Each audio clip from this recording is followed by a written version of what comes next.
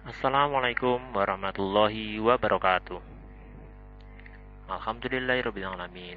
Wassalatu wassalamu ala Rasulillah Sayyidina Muhammad wa ala alihi washabbihi ajmain. Amma ba'du. Anak-anakku yang saya cintai dan yang saya banggakan, kalian kelas 10 bahasa 2, kita senantiasa berharap kita selalu dalam keadaan sehat walafiat. Amin Allahumma amin. Anak-anakku, di kesempatan pagi hari ini saya akan menyampaikan penjelasan tentang informasi penting tabel dan grafik. Di informasi penting tabel dan grafik. Bersama saya Bapak Chandra Handoko. Informasi yang penting itu apa atau yang bagaimana adalah sesuatu yang unik, diketahui dengan memerlukan analisis. Jadi informasi-informasi itu tidak sekadar yang tertampang dalam tabel atau grafik, tetapi dianalisis kiranya yang unik itu apa, yang berbeda itu apa. Tidak sekadar membaca angka-angka dalam tabel atau grafik, tetapi yang unik, yang bisa diketahui biasanya dari analisis. Analisis secara mendalam.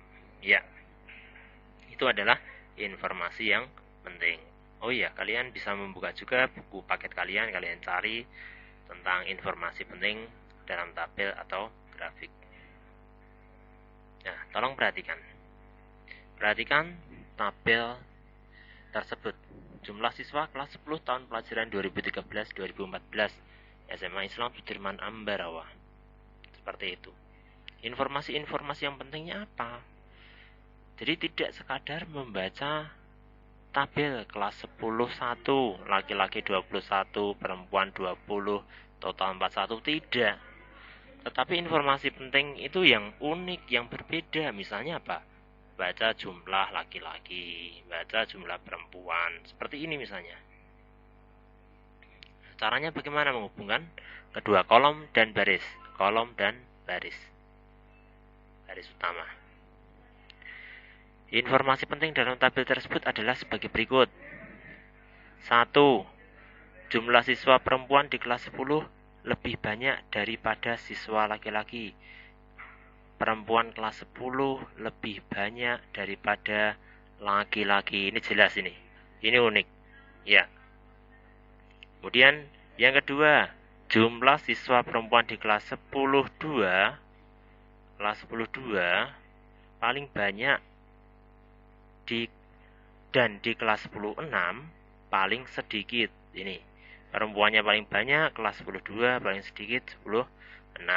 Ya, ini unik.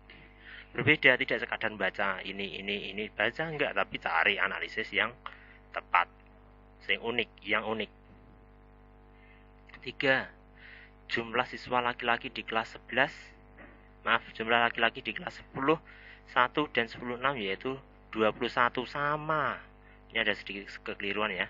10-1 dan 10-6, 1 dan 6 sama.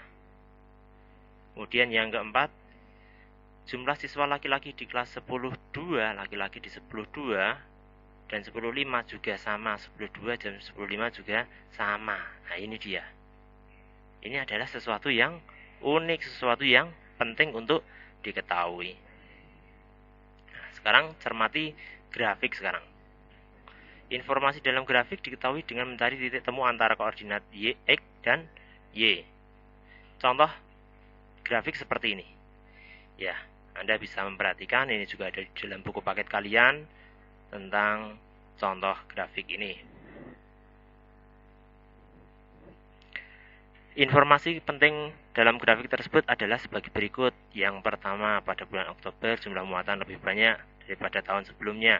Oktober lebih banyak dari tahun sebelumnya. Benar. Unik juga itu. 2. Jumlah muatan mengalami penurunan pada bulan Juli. Pada bulan Juli mengalami penurunan. Benar, ini paling rendah di sini. Ini juga unik.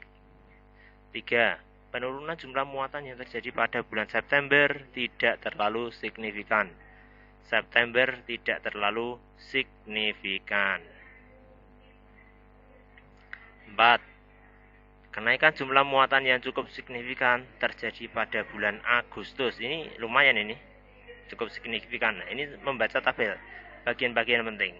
Dan yang kelima, jumlah muatan terbanyak terjadi pada bulan Juni. Hampir 20.000 ton. Ini paling banyak. Itu informasi penting dalam grafik yang tertampang pada slide ini. Dan slide yang terakhir, mengubah isi tabel dan grafik dalam bentuk uraian. Bagaimana caranya? Yang pertama, baca judul data. Digunakan untuk mengetahui informasi utama dari media grafis tersebut. Awalnya, lihat dulu judulnya. Judul dilihat dulu. Yang kedua, membaca informasi yang ada di atas, bawah, dan bagian sisi. Bagian atas, bawah, sisi. Misalnya tabel bisa bagian kolom paling kiri atau baris paling atas, itu baca dulu. Kalau dalam grafik bisa dilihat mungkin ada di bawah itu ada legenda, kemudian ada bagian kiri ada informasi-informasi, bagian kanan, bagian bawah juga ada informasi. Misalnya bawah itu bulan, tahun. Kalau yang bagian sini, bagian kiri mungkin angka-angkanya. Itu. Yang ketiga, ajukan pertanyaan. Tujuannya apa? Untuk mengevaluasi sekiranya ada sesuatu yang belum dijelaskan. Dengan mengajukan pertanyaan nanti bisa secara jelas kekurangannya itu apa-apa dapat diketahui. Yang kelima, baca keseluruhan data dalam tabel. Tapi membacanya jangan satu persatu, yaitu memakan banyak waktu atau menguras banyak waktu. Cukup baca sekilas secara cepat. Cepat saja. Dan yang